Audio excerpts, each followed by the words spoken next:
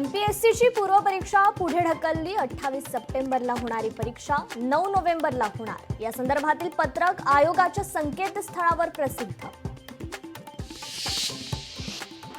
दादासाहेब फाळके चित्रनगरीकडून पूरग्रस्तांसाठी मदत जाहीर। पूरग्रस्तांसाठी 5 लाखांची मदत जाहीर। सांस्कृतिक मंत्री आशिष शेलारांची घोषणा।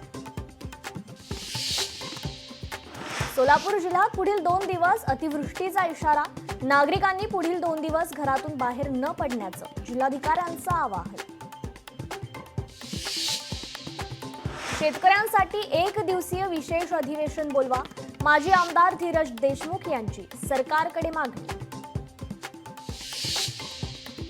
सर्वोच्च न्यायालयाचे सरन्यायाधीश भूषण गवई यांच्या उपस्थितीत आज नाशिक जिल्हा न्यायालय नूतन इमारतीचं होणार उद्घाटन।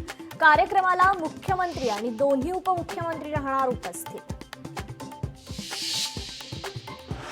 आयसीसी कडून भारतीय कर्णधार सूर्यकुमार यादवला दंड। सूर्यकुमार यादवचा मॅच फी मध्ये 30% कपात। विजयानंतर सूर्यकुमारच्या वक्तव्यावर पाकिस्तान बोर्डाचा आक्षेप।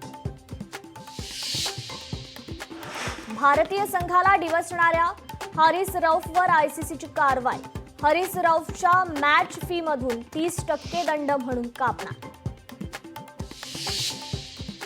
हिंगोलीत गौतमी पाटीलच्या कार्यक्रमात पोलिसांचा लाठीचार्ज। हुल्लडबाज तरुणांनी कार्यक्रमात घातला गोंधळ। गोंधळाला पांगवण्याकरता पोलिसांनी केला सौम्य लाठीचार्ज।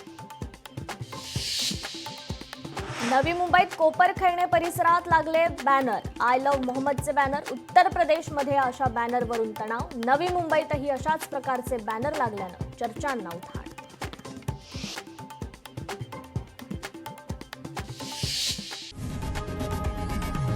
लोकशाही मराठी ऐका, पहा, जागरूक रहा।